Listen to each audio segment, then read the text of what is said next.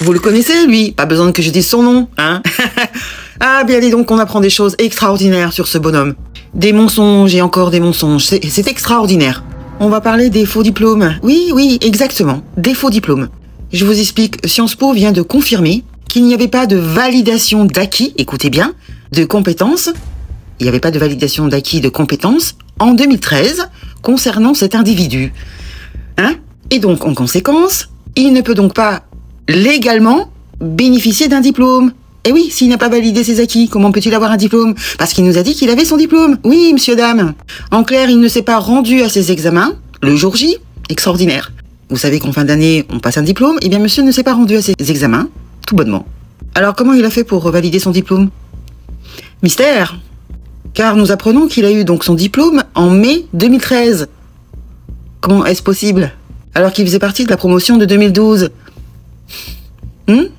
Mais il faut savoir aussi que, en parallèle, pendant cette période, il occupait un poste depuis mai 2012, un poste assez chronophage, oui, qui lui demandait beaucoup de temps.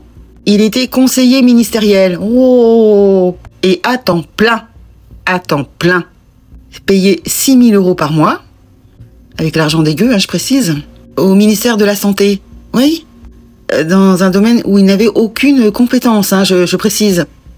Alors, il a obtenu ce poste grâce à un gros piston, puisqu'il était ami avec la fille du ministre de l'époque, à savoir ministre Marisol Touraine. Oui, ce poste exige pas moins de 80 heures de travail, hein, parce qu'il travaille, et oui, 6 000 € par mois, il faut bien les... Hein, et par semaine, hein, je vous parle pas par mois, par semaine. Donc, comment il a fait pour suivre un cursus au cours de l'année universitaire de 2012 à 2013, s'il était à plein temps sur un poste au ministère de la Santé? Comment il a fait? C'est un surhomme. Et par un heureux hasard, il est diplômé en fin d'année, donc en mai 2013, de Sciences Po, alors qu'il n'y a même pas mis les pieds, si on comprend bien, puisqu'il était à 80 heures par semaine au ministère. Comment il a fait pour suivre ses cours? Il a fait comment? Parce qu'on a des documents qui l'attestent, parce qu'il y a des gens qui ont fait leur travail, c'est-à-dire faire une enquête sur ce fameux diplôme. La direction de Sciences Po a décidé tout bonnement de lui offrir son master. En récompense, écoutez bien, de son recrutement en cabinet ministériel. De son recrutement dans un cabinet ministériel.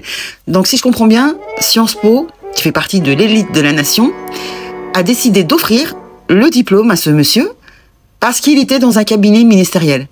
Parce qu'il a réussi à rentrer dans un cabinet ministériel.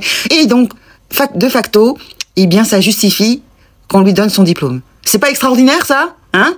Apparemment, c'est des arrangements courants à Sciences Po. D'accord, je comprends mieux pourquoi la nation française est en chute libre. Si on a des gugus comme ça qui n'ont même pas leur diplôme, qui nous font croire qu'ils ont leur diplôme, et en fait, non, et c'est pas étonnant, hein? Franchement, qu'est-ce que vous en pensez?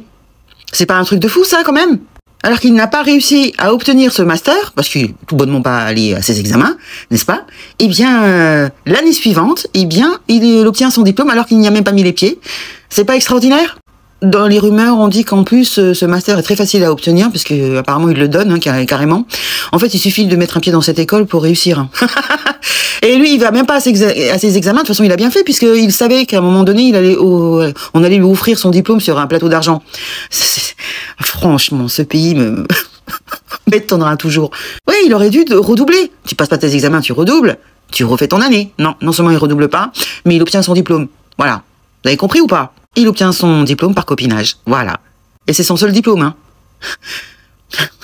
Alors qu'il nous avait affirmé qu'il avait passé ses examens, qu'il avait réussi, qu'il avait eu son diplôme parce qu'il avait beaucoup travaillé. Moi, c'est ce qu'il disait, quoi. Et il avait dit aussi qu'il avait suivi des études de droit.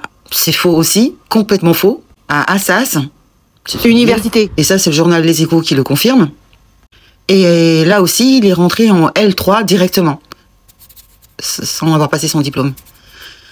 Waouh, ça sert vraiment à quelque chose de faire des études, hein, visiblement. Hein. Il suffit d'avoir un bon carnet d'adresses et tu as tous les diplômes que tu veux. Donc, non seulement il ment, il trafique ses diplômes, il est quand même il s'est retrouvé quand même un poste très prestigieux comme Premier ministre avec quelqu'un qui a menti sur son cursus universitaire, il n'a aucun diplôme. Mais c'est ça que ça veut dire, aucun diplôme. Et il devient le Premier ministre. Il nous donne des leçons. Et puis il veut se présenter au présidentiel. Bon, moi je sais pas. Dites-moi dans vos commentaires ce que vous en pensez. Étiez-vous au courant qu'il n'avait aucun diplôme? En fait, il suffit de dire j'ai mon diplôme pour que ça passe. Il suffit de mentir. C'est ça ce gouvernement. Il prône le mensonge. Moi je trouve ça super grave. Super grave. Allez, dites-moi dans les commentaires ce que vous en pensez. Je vous dis à très bientôt. Salut les gueux et les gueuses. À une prochaine dinguerie. Ciao.